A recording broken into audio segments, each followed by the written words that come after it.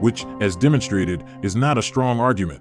For reference, linguistically speaking, Ancient Egyptian is an Afro-Asiatic language, and it does not have, for as much as we understand, Southern African origins. It's Kamito-Semitic. Geographically, Asia is physically connected to Africa, which is something that people seem to forget.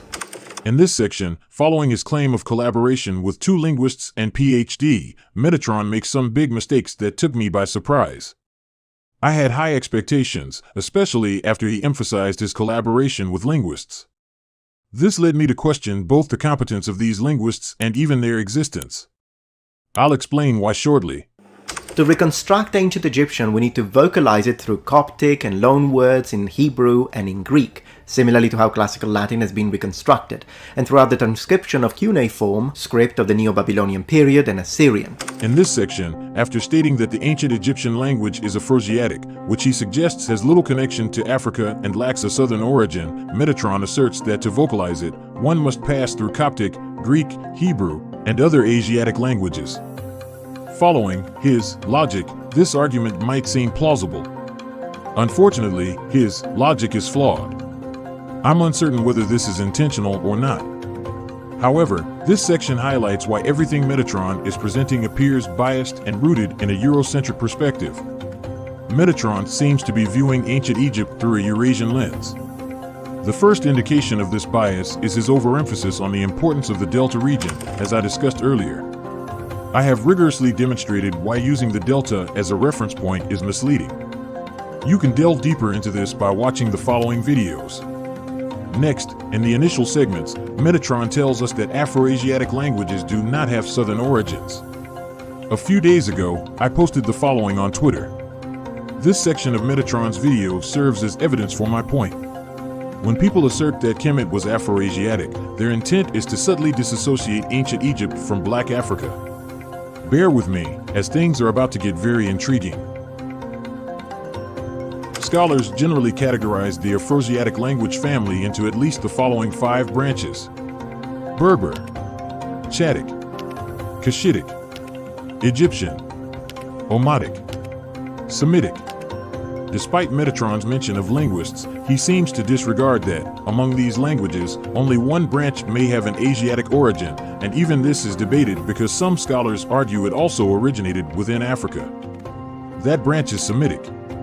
In other words, at least 85% of these languages have their roots in indigenous African origins. But it goes even deeper.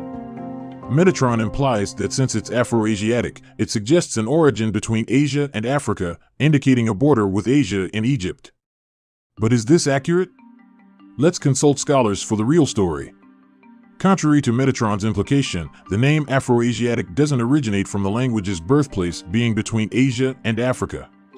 What he, along with his PhD linguists, seems to overlook is that there's a consensus regarding the origins, and it's nowhere near Asia. Afroasiatic languages originated in the heart of the African continent, specifically in the south, within sub-Saharan Africa, near the Great Lakes region, around Sudan and western Ethiopia, where only Black Africans reside. Hence, everything he asserted here is entirely debunked.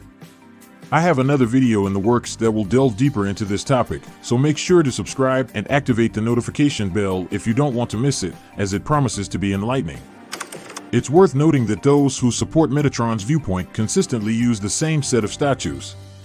Typically, these statues depict random individuals or lower-ranking figures from ancient Egypt, and they have either been restored or are completely whitewashed.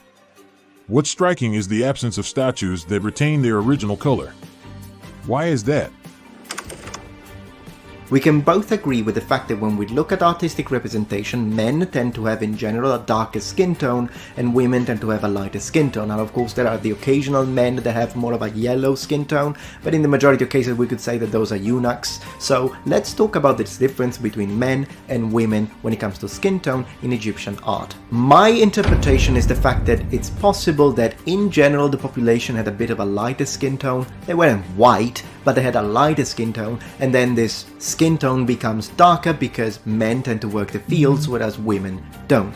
To you, specifically, this is a fantasy. The intellectually honest answer to this is that more evidence is required to be deemed conclusive. These are theories, since you are the one who said that it's important to evaluate and present both sides of the argument, well, you didn't. As I told you, here Metatron confirmed what I said earlier. All this is just his interpretation. It is not backed up by any science. He just wishes that this tan theory is reality. We've been in his video for 25 minutes, and now after all this mumbling, he is admitting that this is simply his own interpretation. After all the big words he used to make his statements look scientific, after all the mistakes related to the Afro-Asiatic languages he has shared, after the complete character assassination of Quilimica, the truth is finally coming. All this is simply based on his own interpretation.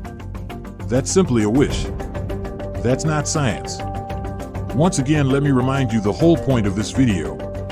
It's about the claims that ancient Egypt was a black African civilization created by indigenous Africans from the south, and that the other Eurasian ethnic groups joined in later and constituted a minority.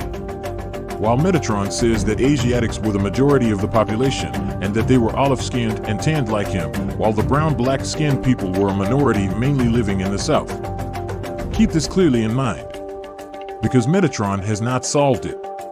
He just shared a wish. And all these people are celebrating that wish. All that attention makes it look like something big happened. But that's not the case at all. That's just some smoke. There is no fire here. Also, I find it interesting that you say that we, people that don't agree with Afrocentric ideas, are blind. In this section, I'd like to address the use of the term Afrocentric. It's crucial to break down